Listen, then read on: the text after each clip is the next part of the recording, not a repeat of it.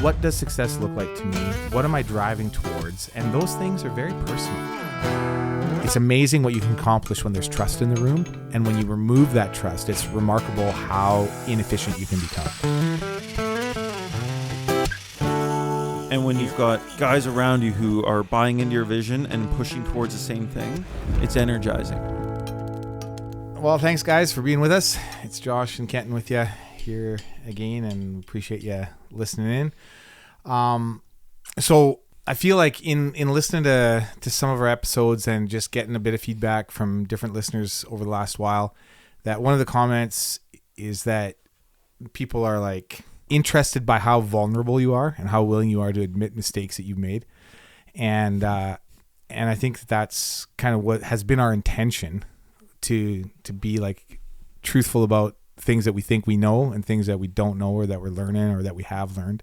Mm-hmm. And so I thought like today would be an interesting time for me to open up one of the most painful parts of my business life, to kind of just give a little rundown about how it went and kind of what I learned, and where I think some thoughts that we can get out of it, as far as like, well, I guess our intention is that hopefully we can share some of the stuff so that you can learn from our mistakes, and that we can also remind ourselves sometimes, be grateful for, what we've learned and where we've come from. And so when I was in my 20s, I did a ton of real estate investing. And by ton, I mean, depending, I guess, on perspective, but like we owned a lot of places. A lot of it was in partnership with different people.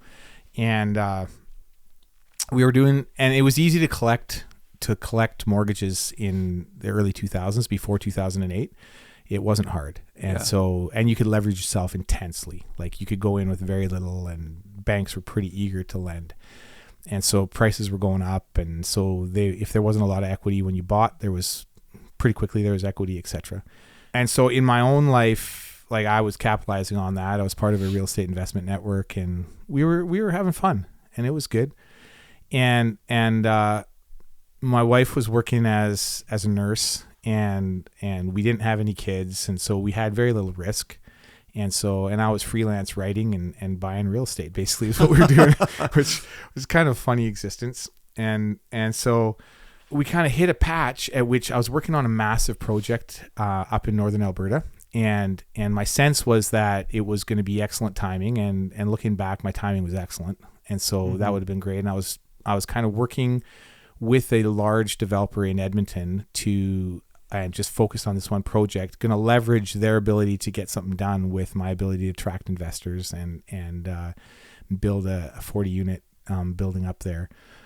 And so I had done the pre-sales, and it went really well, and we were well into the project, and it was coming along excellently. But what I had done with my investors was I had taken checks from them, but I did not cash them, because I knew that the developer that I was working with was really stretched. Like they were doing a ton of development at the time, and I just wasn't 100% sure that they were going to be able to execute. And so I just kind of stuck a lot of money in a drawer and just set it there. And then was working on this project, basically had the details worked out, and we were very close to being ready to pull the plug on it and to get going. And at that time there was, my wife was really close to her family, and both of her grandpas passed away within 2 weeks of each other.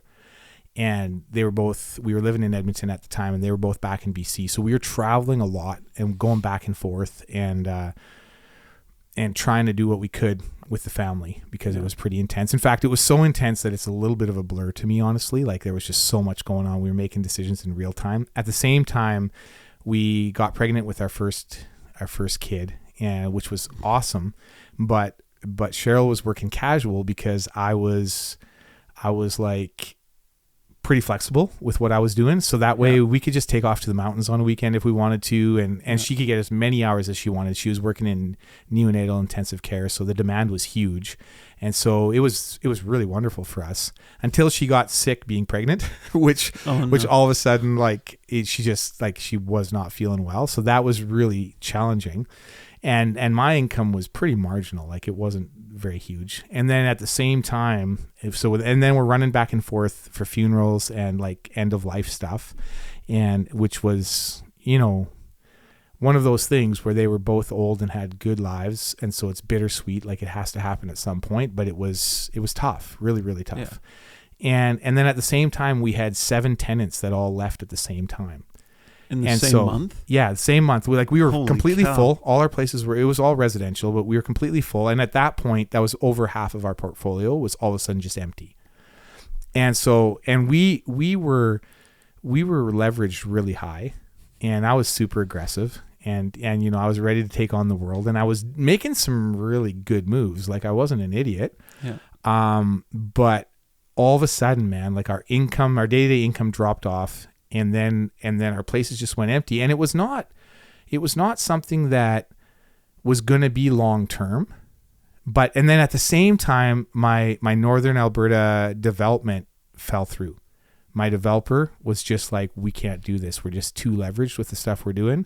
And even though I had the cash to work with the bank, it wasn't enough because they just had resources. They just couldn't do it. And I knew that was a potential, but that all happened right at the same time. And so I went from feeling like a rock star to kind of feeling the opposite. And all of the places that we owned in partnership with other people, wonderful people that I really trusted, and great buddies, a bit of family. And I know that people say, stay away from business with friends and family, but my experience is if you are surrounded with good people and you're clear about what you're doing, so you're not stupid and just like not having agreements, but you know what you're doing, then it can be awesome. Yeah. But here's the thing that I want to kind of emphasize for the next little bit in this chat is that when I hit this time, what I should have done was talk to my partners and say, yo, a few things just went sideways for me right now. And they all believed in me. And I was like the instigator in most of the stuff that I was doing. Like I was the person that was making stuff happen and bringing people in alongside of me. What I should have said is, hey, I need a hand. Like I need you guys to just like help me out for a few minutes, for a month, 2 months, 3 months, like because the tenant market was great in Edmonton at the time, so we could have filled those places pretty quickly. But man, it just happened all at once, and I was doing most of the groundwork because that was my part of my responsibility. And so if I had just been able to call out for help, my buddies would all, without fail, I know, looking back, I know 100% they would have been like, no problem, man. Like, we've got you. Yeah. But instead, what I did was like, I felt like I was hitting a wall, and I called them and said, man, I feel like I'm being washed under. Can you like buy me out of this or that? Really? So I fire sold at a discount because I just didn't know what to do.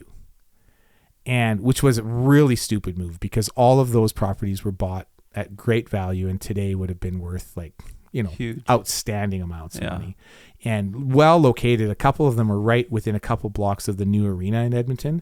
And so, and we're choice properties as well, which at the time the arena wasn't there, but like, there's just so many things that were just well located. But instead, I panicked. And it's interesting because I know I've talked about swimming analogies in the past because swimming is a big part of my past. And when you're swimming, like you can get through a lot. But as soon as you start to panic, like the moment that you start to panic, like because you watch surfers, and I don't know if you've watched any clips of surfers and stuff, most of us have, because it's impressive, right? Oh, yeah. And these guys can get just hammered by the most insane like waves that the average person would die. Like there's just no doubt.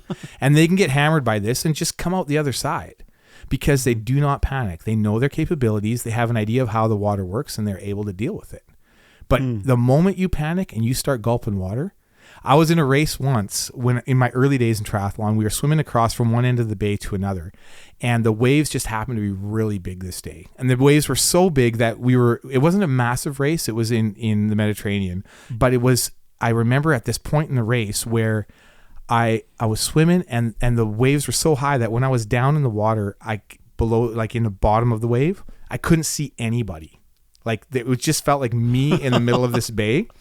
And I remember, and then because I wasn't an excellent swimmer yet at that time, I took in a serious gulp of water, and salt water, you don't want to swallow this stuff, but I remember it going down the wrong way, and I'm like, oh, junk. And so I just swallowed it because I'm like, okay, I just had to make my mind go to a different place. I'm like, I'm going to swallow this, and then I'm going to watch out and stop being sloppy and get my act together and just not panic, because I was very close. Oof. Like I was really, really close. And then I was fine. Like once I got my head back on me, I was just like, no, I've trained. I can do this. And it was the scariest time I've ever had in a race. But it was one of those things where I just kept myself just back from panic. But in this business sense, I just totally panicked. I can remember walking the floors at night and just being like, I don't know what to do. And so I really honestly did exactly the wrong things. And I had one buddy who was involved investing in the Northern Project late, and he came to me years later. He's like, dude, he said, if we had a clue that you were in that kind of trouble, all of us would have done whatever we could to just patch you over. Yeah. And I was just too proud and too panicked. It's wild, dude. What are your thoughts in hearing that? When you were working through that in that time, well, I guess it really comes down to the beginning, like how you felt like those relationships were structured to begin with. But did you ever feel like sharing the load with anyone else, or did you always feel like you were solely responsible for everything on your own shoulders? I mean, I think I felt like because I was the one that would bring the deals to the table, that I was ultimately responsible. Yeah. Even though they were partnerships. Yeah. Yeah. But I definitely, in my mind, most of them were 50-50 partnerships. But in my mind, I felt like I was carrying 75%, not because I was expected to. It was my own expectation. Yeah. I can relate. I mean, actually, I think almost anybody in here can relate, because the thing that if I put myself in your shoes right there, I wouldn't have the balls to ask my buddies, my partners for help. Yeah. Even now, even as we're dealing with stuff, my like even before we jumped on here, I was telling you some stories of the turmoil and everything that's coming up right now. And my solution is for me to step in and weave through and almost to the next level, like make sure that my team isn't getting overwhelmed. Yes. I'm going to work 6 or 7 days a week. Yeah. But it's not for healthy reasons per se. Yeah. Like a lot of it is because we're in the situation we're in because my leadership faltered. Not just my leadership, but my team's leadership faltered. And I don't want everyone else to feel the burden of my failures. So, okay. So, and this is the way I was feeling. And so I'm like, and I had a chance to let my partners win through my loss, because for me, fire sailing good properties to them, it was like super, super easy transaction. Yeah. And they were solid enough to be able to absorb that. And in the long term, they benefited profoundly from it. Like it was good. It was a good deal for them. But it was completely at my instigation that those deals happened. So I have absolutely zero, and I mean zero issue with them accepting that. I have no issue with that. Yeah. Because I was presenting to them what I felt like was the best solution for everyone. Mm-hmm. But looking back, and it didn't take me long. Like a couple years later, I was like, wow, what was I thinking? What was I thinking? Because it actually would have been better for them and me if we could have continued to partner. Well, that's what because it worked for them in the short term. Yes. Well, and in the long term, but it was you took something that could have been infinite and you made it finite. Absolutely. And something you could have gained momentum. Yeah. Built more places, opened more doors. And then when you have more doors, you have more security, and it could have just kept growing and growing and growing. Absolutely. Whereas, they did okay, but ultimately... But it cut short the big picture. Yeah. Yeah. For them too, even though they walked away in the short term with a nice place. And we had great synergy. Like the guys I was working with, we had great synergy, and we had a lot of trust, and it was actually a lot of fun. Yeah. And until I hit the wall, and the funny thing was that there was a level of shame, because I just felt like, and looking back, like it's a perfect storm, and this kind of stuff happens in people's lives. Like like we can go along and things can be pretty smooth. And then all of a sudden there can be a number of different things, both emotional, family, like there's a number of different things that can happen. I mean, death is not something you can predict and it's going to happen. And so it's not like and to be very clear, it's not like the deaths, like I have any resentment around that. I mean, it happens and people that are old pass away and it's part of being alive. So, and the fact that you're close as a family is actually a really, really, really good thing. Yeah. But it's totally. also hugely impacting. And so that's not like that on its own is like, okay, the fact that they came close in succession, nobody can control that. So that's okay. But, then, you know, getting pregnant, we were like 5 years married or whatever. So that was all excellent. And it was actually strangely according to our plan. Like we had planned to be married around 5 years and then start like thinking about having kids. And so that also was beautiful, but came with challenges that I couldn't foresee. And then the project that I was working on, you know, I was swinging for the fence. Like I was literally swinging for the fence and it was working. But there was still things that could fall apart, which they did. And it just all happened at once. And then the 7 places going empty at once was just icing on the cake. I was just like, whoa, I don't know. Like all of a sudden I was just like, I was kind of focused and I get one guy like, yeah, we're leaving. I'm like, okay, no problem. Then the next one, I'm like, wait a second. And then all of a sudden I just felt like I was underwater. Yeah. I in all fairness, man, anyone would panic. Like, how do you not panic when half of your doors? Do you know how you don't? I think I only had the voice of peers in my life. I didn't have the voice of coach or mentor. And I think the only way that you can get through something like that as a young business person without panicking is having some kind of older voice that's like, hey, this is going to pass. So none of your investors at that point were... They were all like, I was a leader. And so there was absolutely zero voice in my life that was older that had like, beyond that, I was also working on a book that would have been a bestseller at the time, because with the Real Estate Investment Network, amazing stories, but that also came apart at the hinges because I just couldn't focus on it anymore. When you get under that level of stress, your ability to focus on anything just crumbles. It did.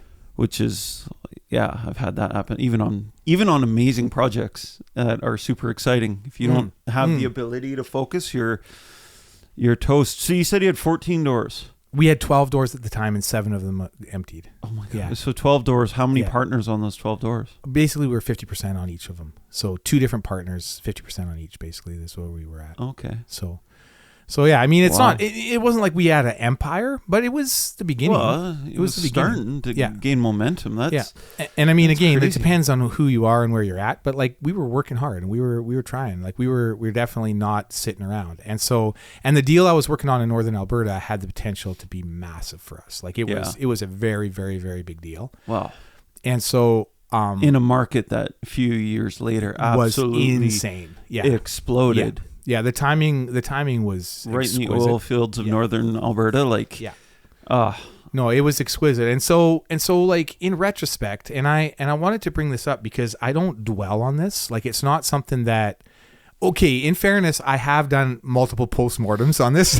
So you know, like this is probably a good idea. It was early in my career because at the time, and there's no doubt about this, that all I had to do was just stay the course. And we would have been well set for life. Like it would have been a different trajectory for sure. So I've analyzed it, but I believe I've got past it to the place where I don't shame myself for it at this point in my life. I don't like look at it as something that I dwell on day to day. I just don't. That said, when I am tempted to make a panic decision in business, I do think back to it. And so in that way, I think of it often. Because I'm like, if I'm thinking about doing something like, oh, I've got to do this, I'm like, wait a second, maybe I don't have to do this. Maybe I need to just take a breath, take a step back and reevaluate. And that doesn't mean that we don't, you know, let go of things or don't pivot from things or call some things a mistake. We do, but we don't move out of things nearly as quickly as we would have. You said earlier that you felt like it was your pride. Oh, like, was it? Like, and I can relate to that. Again, we've talked about my pride on this show a lot, but is there more to it than that? Like, is there just a lack of understanding and communication with your partners? Like, Should they have been able to been like, oh, what other options can we work through this? Or would you have even listen to that at that time? No, I would have listened.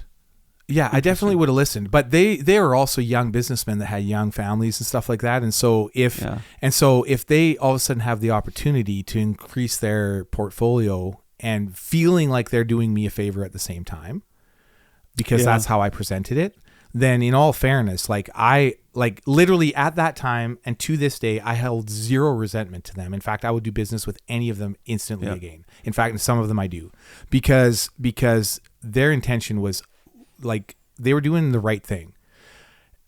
If they were older than me and more mature than me, I would think of it differently, because then they should have sat me down and said, wait a second. Yeah. Like, there's a different way through this. Let's stay the course.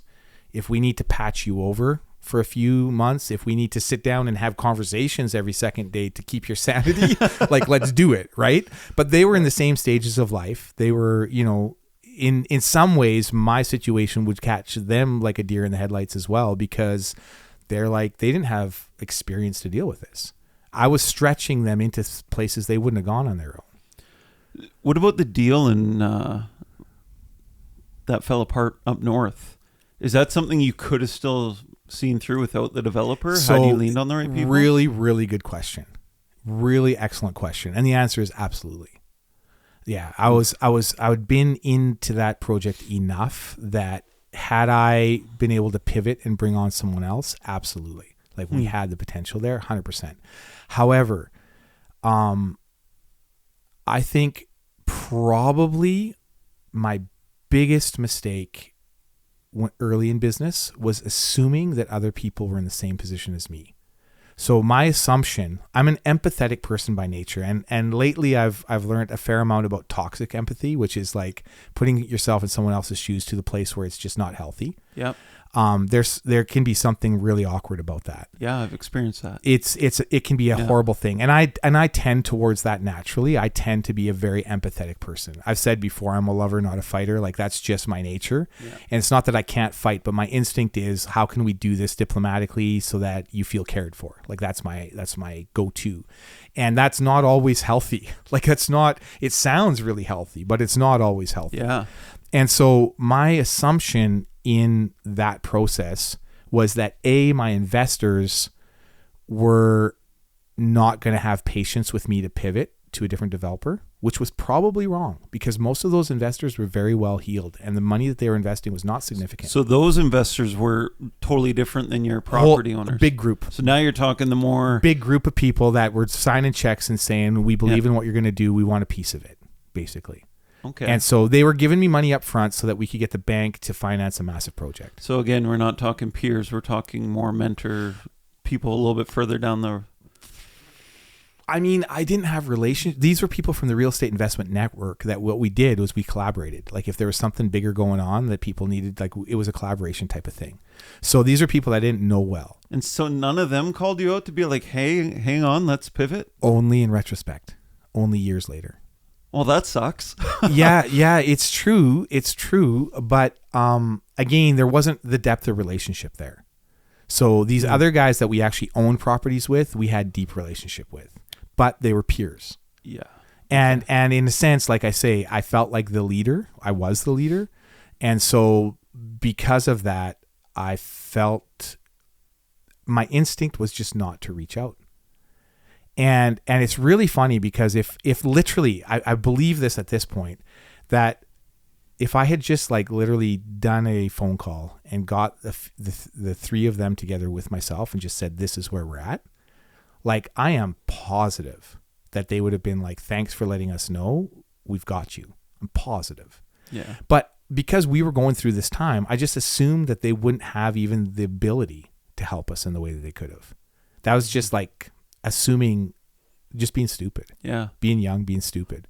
Or worst case scenario, one of them would be like, oh, that would make things a bit tight for me. We need to get one more investor in, or yeah, which is like, who cares? You still, like, I always say a small piece of a big pie is better than no piece at all. Like, it's just like, yeah, totally.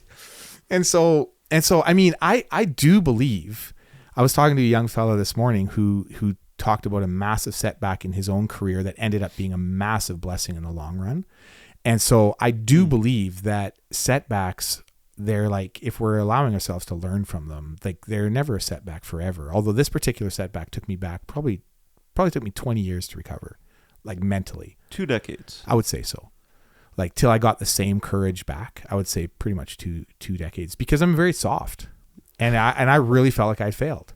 Like I really felt do you honestly feel like you're back to where you were then? No, I will never be to the same level. I was going to say, I've never seen that. Like I've been working with you for almost 20 years now. And I've never seen that level of aggression from you. I've never taken on stuff to that degree since, other than, interestingly, if it's for charity. If it's for charity, true, I have tremendous courage. Like I have real courage. And if I feel like something needs to happen on that side, I've done a larger project since then, or spearheaded a larger project for charity since then than that would have been. But somehow I just feel like if it's for charity, it feels, I can't totally explain it, but for me, I'm willing to take the risk there. Well, charity has its own weird backing, because you got an entire society behind you when you're doing projects like that. Yeah. So, and it just takes someone with guts to get something going. And to be fair, if it wasn't me, it would have been someone else eventually. Like honestly. And so, but it just happened to be in a place at a time, and there was a request that went out, and I'm like, you know what, I think I can contribute here. And so, but on a personal level, no, I've never been that aggressive. However, right exactly at this moment, I'm just starting to play with things that are bigger again. And I'm really wrestling with some stuff. And I feel like, it's interesting, because I don't want to sell myself short. And at the same time, I don't want to repeat mistakes. And so, but the thing that I have said to myself many, many, many times over the last few years is that I think we can very, very easily hold ourselves bound to the worst mistakes that we've made in life. And I think this can apply to so many things, but when you're looking at just straight up business, it's like when you've missed the mark the most, you carry that as a scar. Mm-hmm. And how much it impacts your day to day is dependent on how much you focus on that. And if you hold yourself to that, is to say like, that's my level of competency, that's my level of like ability to succeed, etc. I think it can be real bondage. And so for me, I think that in my postmortem of it, it was quite easy to see how I could have gotten through it differently, not that long after, but trusting myself to be able to take big risks. And then as very shortly after that, I mean, we had 4 kids that were young, and like my ability to risk and to swing for the fence was kind of changed in the short term, at least, because I felt like now I'm, like when it's just you and your wife and she's a nurse, like we can recover from pretty much anything. Like we could just swing for it. Yeah. And so, I mean, heck, if I died at that point, she would have been better off. I mean, no, she wouldn't appreciate me saying that. But I mean, like, it wasn't like I needed to protect her. Yeah. You know what I mean? Like it was just very different. Whereas all of a sudden she's with the kids and I'm pulling an income. It's just a very different dynamic of what you're willing to risk. So people always say, oh, if you could go back and talk to your younger self, but I'm wondering if 25 year ago you could come here today and look at your circumstance now, what a value would he tell you in terms of your decision making? That? Well, I think that what I would say is, number one, don't make as many assumptions about people. Have open, honest communication, because you actually don't know where people are at exactly. So if I'd had a conversation with my partners at that time and they had looked at me and said, we don't have the desire or the capacity to hold you through this, I would have been no worse off. Yeah. Only thing that would have happened is that I would have had clarity. But instead, I made assumptions that they wouldn't want to do that, or they shouldn't have to do that. And so I made that decision for them. And ooh, interesting. And in many ways, in the interesting thing, in many ways, my wife paid a bigger price than I did, because we were on a trajectory that I was risking stuff. It wasn't in her nature. She's scientific and she's like planned, etc. And so, but she was trusting me to do these things.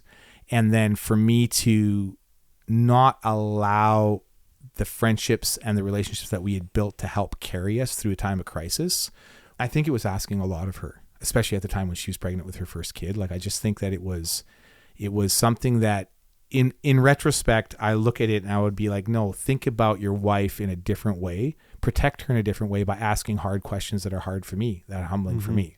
And instead, I protected myself in a sense. Oh, interesting. But did you even see that avenue? Like back in the day, did you even, like, was it even, especially because you're in a place where you feel like you've inhaled water, you're panicking. Is that like, oh, did it ever cross your mind? Oh, I should talk to my investor. Well, did that even, like, was it a thought? It didn't really, but it should have. Because the thing is, like, if you think about it, I should have just like sat down and at least had the conversation to say, man, I didn't see this coming. And what's our best route forward? Like, even just asking an open-ended question, not even asking anything of them other than problem solving. That alone would have been, I mean, frankly, honestly, we had enough net worth at the time. I could have gone to the bank and they would have held me through. I didn't even do that. The banks were way more flexible back then, too. Dude, like we were highly leveraged, but we also had a lot of value. Yeah. Like, and the stuff we worked on was always like, when we owned something, it was always better once we owned it than before. So it's like, you know, like there was multiple different ways to get through that. But because of my panic, I just didn't, and like I say, and I didn't want to lose face, which is kind of ridiculous, really. Because there's a certain posture that you want to have as a businessman. And as a young businessman, you see that posture as being very convincing. Whereas I think that with older businessmen, they'd look at you and be like, yeah, whatever. Yeah. Like, you're just a chump. Like, you're just learning. So a lot of it does chalk down to just inexperience at the time, too. Oh, yeah. Both in what you thought you was protecting was your pride, and also just because you were so new in the field, the panic was a little unfamiliar. Yeah, and I think that one of the things that in thinking back and talking this through, it's like the fact that I was just working with peers, like, that's not a bad thing. Like, you don't always need to have someone older and wiser involved. I think if you have the opportunity to, that's great. But often they will also want to take the lion's share because they're the ones that have that are older and wiser and more well-heeled, right? So sometimes if you want to do business with people like level man to man, it's peers are the way to go. So I don't regret that.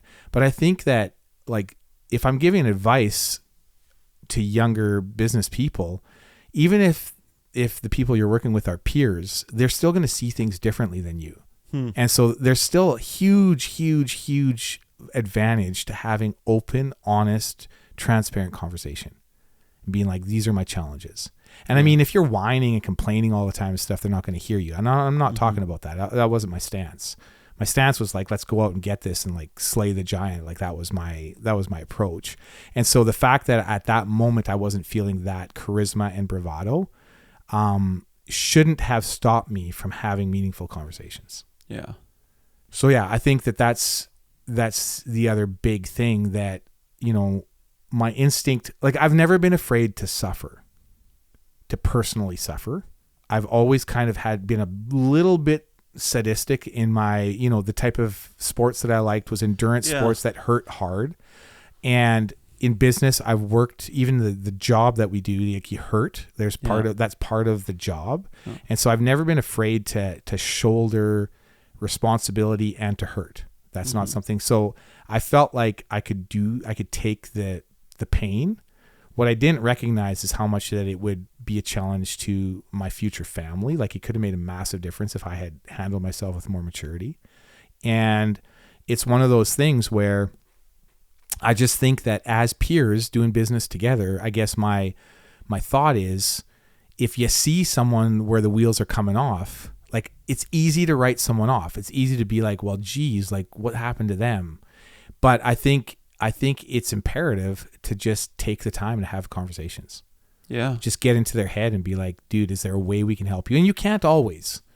Like, there's a way, and maybe, I can't say this for certain, but maybe they would have felt like, whoa, he's far enough gone. Like, he's panicked enough that we don't know what to do. But I don't think that's the case. I think that actually they would have helped, because panic is something that can grow as you sink into it, versus if you have those real conversations, it can pull you back. Well, and panic can be contagious too. True. So it would have actually been a hard thing to reach out without showing that panic and making them concerned as well. True. 'Cause, I mean, the situation is dire. And even though you look back on in hindsight now and you can see the path forward, doesn't mean you would have had as much clarity on it in the moment. For sure. And I don't think that we can make assumptions about the past. And I mean, we're supposed to, in many ways, forget the past and move forward. Like, I think that there's a lot of principles in life where, like, you can't just dwell, especially like even mountaintops, like even huge successes. It's like, okay, you can't just sit there. Yeah. It's like, you got to keep moving. And so, yeah, I don't think, and I think that for me, having this conversation though, even as close as 10 years after it, would have still been hard for me to be open about it in a public way. Really? Because it was very private to me. It was something that I felt like I kind of forced on myself and kind of deserved the outcome. Really? So have you spoken about this publicly? I've been candid about it when it's come up, but not in like a public forum, no. But like on one-to-ones, yeah, I've been absolutely candid around it, but not in a large, not kind of opening it up. But yeah, it is definitely, because when I think about transparency and about things that have shaped us, this period in my life was a time that shaped me, and that has you can't really understand my business life without kind of having a clue about some of the things that I went through early on. Yeah. So, I mean, it's a pretty big deal. Everything you went through at that time undoubtedly made you who you are. Is there anything in particular from that time that you like, whether it's a lesson learned or something you're still wrestling through, that still you recognize that you carry it to this day? I mean, I think that one of the things, the optimism of youth is an interesting thing. Like when you feel like you can conquer the world, and when you are swinging and you're hitting even one or two basers, but there's forward momentum, you start to feel pretty invincible at a certain point. Like you feel like you've kind of got it. Yeah. And so, we all come up against our own inadequacies at some point. Some of us earlier than others. And you know, to be fair, some people never have a season when they're young, when things really click. And I feel for people like that, because I think that just that feeling of like taking on the world and making progress feels great. Like it's wonderful. And so, but then I think what shapes us is how we respond to serious setbacks. And I don't think my response was excellent. Like, I think my response was actually quite poor. And they say this, like, a lot of best business people are kind of C students. And part of the reason is they're used to pressing through even when they don't succeed. I was a straight A student. Like, and this is part of the, like, this is literally part of this whole discussion. Yeah. Like, I was used to succeeding. Like, failure was not part of my experience. Like, I failed my driver's test twice because I learned to drive in Malta and then took the test here, and it didn't correlate well. And maybe I just sucked at that. But that was one of the only things in my life that I actually failed at. I had to take it the third time finally to pass, which was really humbling for me, but whatever, it was minor. But I was used to winning. I was used to succeeding. And this was the first really significant failure of my life. Mm-hmm. And I didn't have the tools to handle it well. That's interesting, man. I've never heard that school analogy before, where C students, so business people who are C students tend to have the inertia to get through. They tend to be better business people. Yeah, I can relate to that, because I was definitely a C student. I barely got through high school, but I don't know. It kind of does. But you're able to take a result and be like, okay. And somehow work through it. And I think obviously, if you're a quitter, like if you're just like give up on everything because I'm not getting an A, well, that's different. But I think people that are C students that have some sort of effort involved in it have a way to like be like, hey, I don't have to hit it out of the park to keep going. I can keep going and we'll figure this out. Yeah. And it doesn't mean that I'm like, well, and we've talked about this in the past, but like even when it comes to serious stuff like suicide, it's typically kids that are very, very intelligent that just demand more of themselves than what is realistic. Yeah. And I think for me, just the fact that the failure came in a pretty intense moment in life, combined with panic. Because I don't think that necessarily, like if I had, like, let's say just one or two of those things happened at the same time, I would have considered, okay, well, this is like, say my project up north failed, but everything else kind of kept on going as normal. Yeah. I think it would have hit me pretty hard. Like I would have been pretty disappointed, but I don't think it would have rocked me. Yeah. I think it would have been like, okay, let's take on the next project and figure it out. And so I think that I had to reevaluate what I was swinging for, because up until that point, we were just doing business. Things were working. Our net worth was growing. We had a great circle of friends, and it was just kind of fun. Like it was just like, we're doing this. And I talked to different guys. I had them read a few books, and they're like, hey, this sounds like something we can do. I'm like, yeah, why not? And we'd do it, and it'd work. And then we'd buy it. The first house we bought together was like a crack house down on 95A Street in Edmonton. It was like literally had a dirt basement. Like it wasn't even a concrete basement. It was a crack house. Like it was not nice. And we just went in there, my wife and I together. She was in there painting with me, man. We were like just doctoring it up enough so that it was like, we could put someone in it. And sure enough, like we rented it to a heavy duty mechanic that was out of town a lot of the time. And he kept it beautifully and like for a long time. Like it was just like kind of crazy stuff we did, and we would just swing and it would work. And we'd be like, great. And then we'd refinance it, pull out a bunch of cash and do it again. Like that was just what we did. Wow. And so it was a lot of fun. And so I think, I guess my thoughts around it are like, we making assumptions is crazy. And then also, like we're often wrong when we assume what people can and can't do or what they're willing to do as far as when it comes to helping. And I think that this can be misconstrued. I don't think that you should go through life just screaming for help all the time. Like I think that you've got to shoulder things. Yeah. And so my nature was like, just get it done and take responsibility. And I think that's healthy. Like I don't regret that. But what I do regret is not having the humility to have an honest conversation. Yeah. Or even the communication points with your partners to have full clarity on where everybody's at. Totally. Like, totally. Avoiding making assumptions, that requires a deep level of communication. It does. Yeah. And understanding. Yeah, it does. Or just the recognition that I maybe don't get it. Like it can be that simple. Is be like, you know what, this is what I think, but I could be wrong. Whereas I was proud enough at the time to think I had it figured out, right? And so then when you're in that place, it sure seemed like you had everything figured out, though. Well, like, things were but the thing that you don't realize when you're young is like no matter how good you are at what you do, you're still young and you still don't have the life experience that you will one day. And so I think that there's a certain, and it's funny because people often say this, and I think that they say that youth is wasted on the young, but I think that there's also something really beautiful about that weird optimism. Yeah. Because it's a special time of life.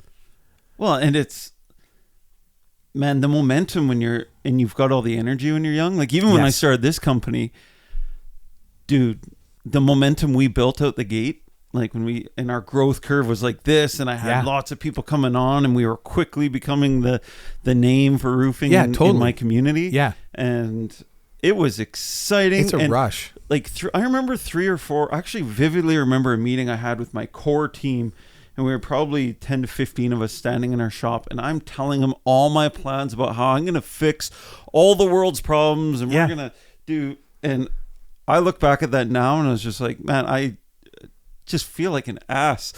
Yeah, but it was sincere. Yeah, it was just like I thought I had everything figured out. Yeah, because like nothing had gone wrong to that point. Yeah, and I think it was the next year that my first business partner broke down. Sure. And then it was just like problem after problem after problem. And it was just like, oh my, I had no idea. Yeah, but I don't know what it is. Just those early years when things can go so good. Yeah, like you feel invincible. Yeah. And it's wonderful. And I guess one of my takeaways at this point in my life is that I want to move forward with courage. Like I don't want to be an idiot, but I also want to have more honesty with the guys I'm working with. And I think we do. Like I think we're pretty, like I think we've overcome that. And I think part of that is because subtly underneath it's been something that we've all kind of worked at. is like Yeah. being open with each other. And if there's something that if there's a decision we're struggling with, we'll communicate it. We'll be like, man, I'm not sure what to do here. And it's like, and we're not like all offended or disappointed in someone to not have the answer right away. Like it's not, so I think that's very cool. And I think that also recognizing the difference between faith and presumption is something that I've been working on. Like I don't want to be presumptuous just because we can do anything, so let's just do it. But at the same token, I also don't want to be stupid and not have any faith to do anything. Yeah. Right. So there is that line, and I think that right now, looking at some of the opportunities in front of me, I'm kind of looking at some of these types of deals again, and I'm like, okay, like what is presumptuous and what is actually just taking a good swing, and because we have actually a bit of experience at this point.